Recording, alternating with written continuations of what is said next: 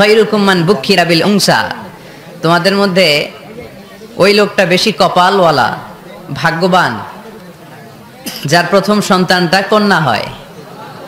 কি হয়? আপনাদের ঘরে প্রথম মেয়ে হয়েছে কার দেখি?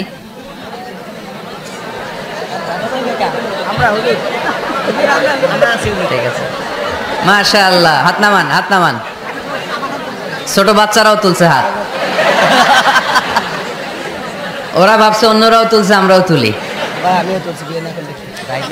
তো মিন বারাকাতিল ইনাস, মিন বারাকাতিল মারআতি তাবকিরুহা বিল ইনাস। কোন নারী কতটা কল্যাণময় এটা বোঝার জন্য দেখতে হবে তার ঘরের প্রথম সন্তানটা কি। প্রথম সন্তান যদি কন্যা হয়, ওই ঘরে বরকত দেয় কে? কিন্তু আমরা অনেকে কন্যা হলে খুশি হতে চাই না, আছে না নাই? এগুলো জাহেলদের স্বভাব, জাহিলিয়াতের অভ্যেস। ছেলে হইলে অনেক খুশি, এলাকার সবাই মিষ্টি খাওয়ায়। মেয়ে হইলে চেহারাটার বাংলা পাশের মতো এরকম করে ফেলায়, আছে না নাই? না, ছেলে দেয় কে? মেয়ে দেয় কে? আবার ছেলে মেয়ে দুইটাই দেয় কে? আবার অনেককে ছেলেও দেয় না, মেয়েও দেয় না, তিনি কে? এজন্য ছেলে মেয়ে এটা আল্লাহর দান। যাদের সন্তান হয় না তারা জানে এটা কত কষ্ট। অনেকে আমাকে পার্সোনালি বলে, দোয়া চাই হুজুর, 15 বছর বিয়ে করেছি, সন্তান হয় না, দোয়া করবেন। দোয়া করি এদের জন্য, এদের অন্তরে অনেক জ্বালা। একটা মেয়ের জীবনে সবচেয়ে বড় পাওয়া, সে মা ডাক শুনবে। মা হওয়ার তার বড় শখ। এজন্য মায়ের মর্যাদা 3 বার, মা মা মা, তারপর বাবা। মান আহাক্কু বিহুসনি সাহাবাতি ইয়া রাসূলুল্লাহ, আল্লাহর রাসূল সবচেয়ে ভালো আচরণ কার সাথে করব? তোমার মায়ের সাথে, তারপর মায়ের সাথে, তারপর বাবার সাথে। তার মানে ইসলাম মাকে দিয়েছে গোল্ড মেডেল। কি মেডেল? তারপর মাকে দিয়েছে সিলভারের মেডেল, ঠিক কি না? এরপর ইসলাম মাকে দিয়েছে ব্রোঞ্জ মেডেল, আর বাবাকে দিয়েছে সান্ত্বনা পুরস্কার। তাহলে ইসলাম মাকে কি মেডেল দিল? গোল্ড মেডেল, স্বর্ণ পদক। তারপর মাকে দিল রৌপ্য পদক, তারপর মাকে দিল ব্রোঞ্জ পদক, বাবাকে দিল সান্ত্বনা পুরস্কার, একটা কলম। তারপর আমরা খুশি। কি বলেন? ও গো মা তুমি এই ধরনের শ্রেষ্ঠ নেয়ামত, তোমারই পদ তলে রয়েছে জান্নাত। ও গো মা তুমি এই ধরনের শ্রেষ্ঠ নেয়ামত, তোমারই পদ তলে রয়েছে জান্নাত, ঠিক কি না? এই পৃথিবীটারে যদি 500 বার বিক্রি করেন, যেই টাকা পাবেন ওই টাকা দিয়ে জান্নাতের একটা চেয়ার কিনা যাবে না। এই গোটা দুনিয়াটাকে যদি 10,000 বার বিক্রি করেন, যে প্রফিট পাওয়া যাবে ওই প্রফিটটা দিয়ে জান্নাতের একটা চেয়ার পাওয়া যাবে না। আর যে জান্নাতটা মায়ের পায়ের নিচে পড়ে আছে, তাহলে ওই পা দুইটার দাম কত? সুবহানাল্লাহ পড়তে পারলেন না? কেন মায়ের মর্যাদা বেশি? কারণ হামালাতহু উম্মুহু, বাবা পেটে ধরেনি, পেটে ধরেছে কে? ওয়াহানান আলা ওয়াহান, বোঝা, পেইন, ডেলিভারি পেইন, যন্ত্রণা বাবা সহ্য করেনি, করেছে কে? ওয়া ফিসালুহু ফি আমাইন, 2 বছর বাবা দুধ খাওয়ায়নি, দুধ খাওয়ালো কে? বিষ্ণু বললেন লাউ কাতা'তা জিলদাক, জিলদুন মানে হচ্ছে স্কিন।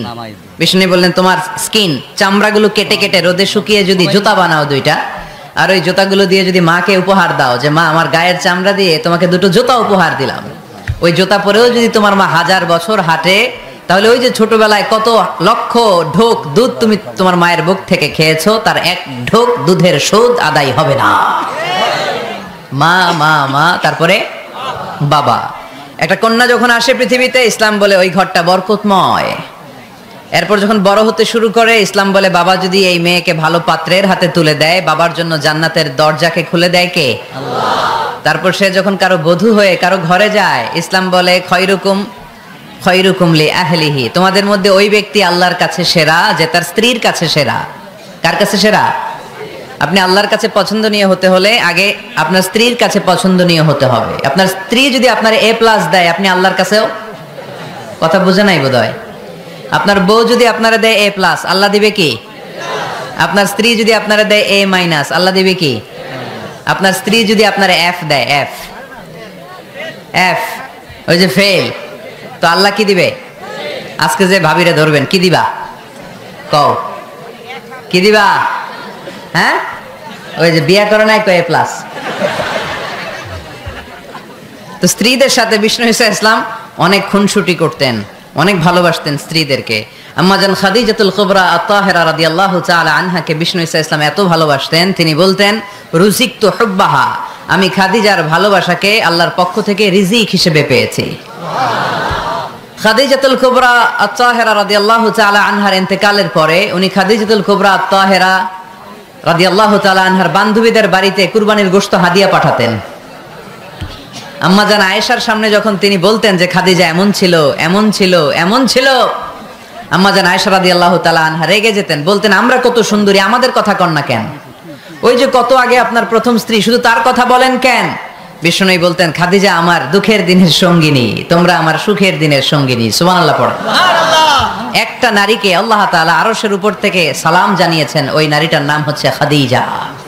বিষ্ণু ঈসা ইসলামকে সব সময় সান্ত্বনা জুগিয়েছেন, সাহস জুগিয়েছেন। এজন্য আমি বোনদেরকে প্রায়ই বলি হাজবেন্ডদেরকে সাহস যোগাবেন। স্বয়ং আল্লাহ তাআলা সাইয়েদনা জিবরাইল মারফত জানিয়ে দিলেন, ও নবী বাশশিরু খাদিজাতা বাইতান ফিল জান্নাহ, আপনি আপনার স্ত্রী খাদিজাকে এমন একটা জান্নাতের ঘরের সুসংবাদ দেন যেটা মণি, মুক্তা, ডায়মন্ড, সাফায়ার স্টোন দিয়ে তৈরি, যেই জান্নাতের ভেতরে কোনো আওয়াজ নাই, নয়েজ নাই, চিৎকার নাই, হই হুল্লোড় নাই। সুবহানাল্লাহ পড়েন। এর কারণ সাইয়েদনা খাদিজাতুল কুবরা রাদিয়াল্লাহু তাআলা আনহা বিশ্বনবীর জন্য ওনার ঘরটাকে এরকম ঠান্ডা পরিবেশের করে রাখতেন। সারাদিন কাফেরদের গালিগালাজ শুনে দাওয়াতি কাজ শেষে বিশ্বনবী সাল্লাল্লাহু আলাইহি ওয়াসাল্লাম যখন খাদিজার কাছে আসতেন, সারা দিনের কর্মব্যস্ত সব কষ্টের কথা বিশ্বনবী ভুলে যেতেন। এমন ঘর বানিয়ে রাখতেন হাজবেন্ডের জন্য, ওই ঘরে ঢুকলেই একটা ঠান্ডা হিমেল বাতাস বিশ্বনবীর হৃদয়টাকে জুড়িয়ে দিত। এজন্য ওনার উপহারও হবে জান্নাতে এমন ঘর, যে এই ঘরটাতে ঢুকলে হৃদয় ঠান্ডা হয়ে যায়। ওখানে কোনো আওয়াজ নাই, হট্টগোল নাই, গন্ডগোল নাই। আমার মায়েরা, বোনেরা যাদের কানে আজকে আমার মাইকের আওয়াজ যাচ্ছে, আপনাদের কাছে অনুরোধ করব আপনার হাজবেন্ডের জন্য ঘরটাকে এরকম করে রাখেন, একটা সুন্দর পরিবেশের করে রাখেন। শুধু কমপ্লেইন করবেন না। অনেক বোনেরা আছে বেশি কমপ্লেইন করে, এইটা নাই, ওইটা নাই, লবণ লাগবে, পেঁয়াজ লাগবে। পেঁয়াজের কথা শুনলে পুরুষরা এখন হার্ট অ্যাটাক করে, ঠিক কিনা? ফরিদপুরে কি দাম কমছে? কত কত কেজি? কত? 250। তারপরে কমতেছে আলহামদুলিল্লাহ। গভর্নমেন্ট ট্রাই করতেছে এই বাটপারগুলোরে ধরার জন্য। চিল্লায় বলেন ঠিক কিনা? যারা এই পণ্যের মজুদদারি করে, বিষ্ণু বললেন যেদিন মজুদদারি করবে তার থেকে তার 40 দিনের নামাজগুলো বরবাদ করে দিবে কে? ওর কোন ইবাদত আল্লাহর দরবারে কবুল হবে? পণ্যের এই সংকট তৈরি করা এটা কবিরা গুনাহ, এটা মিনাল কাবায়ের। এজন্য খবরদার, বোনদেরকে বলি হাজবেন্ডের জন্য ঘরটাকে সুন্দর করে রাখেন। তো ইসলাম বলে কারো ঘরে যখন কোন নারী বধূ হয়ে যায়, সে তার হাজবেন্ডকে সার্টিফাই করবে। এরপর যখন সন্তান সম্ভবা, ইসলাম বলে ডেলিভারি করতে যে অনেক নারী পৃথিবী থেকে বিদায় নেয় না, মরে যায়, ইন্তেকাল করে। ইসলাম বলে বাচ্চা প্রসব করতে যেই নারী দুনিয়া থেকে বিদায় নিল, ইন্তেকাল করলো, আল্লাহ তাআলা ওই সমস্ত নারীদেরকে কিয়ামতের দিন শহীদদের কাতারে একসাথে দাঁড় করিয়ে দিবে। আর যদি সুন্দর প্রসেসে ডেলিভারি করতে পারে, তাহলে ইসলাম বলে পুরুষদের পায়ের নিচে থাকে জুতা, জুতার নিচে থাকে বালি আর মাটি, আর এক একটা মায়ের পায়ের নিচে থাকে তার ছেলে মেয়েদের জান্নাত।